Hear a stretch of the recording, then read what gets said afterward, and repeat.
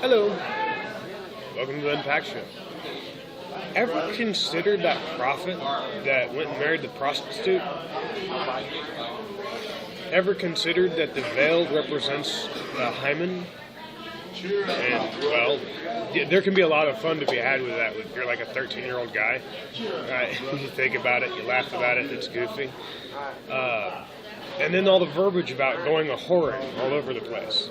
Because that represents a hymen, and then the hymen's removed, or the veil is torn in our churches nowadays. It's still a big, giant uterus.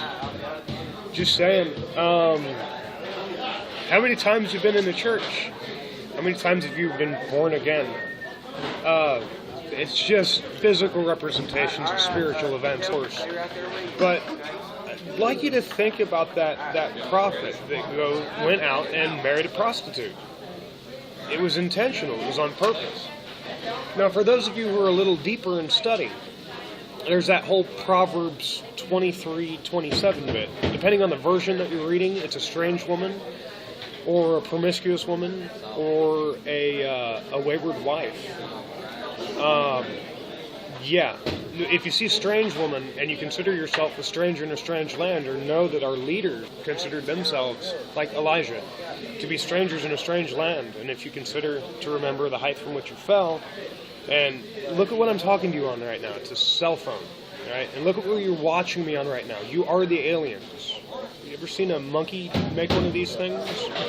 But, anyway, it's just some food for thought.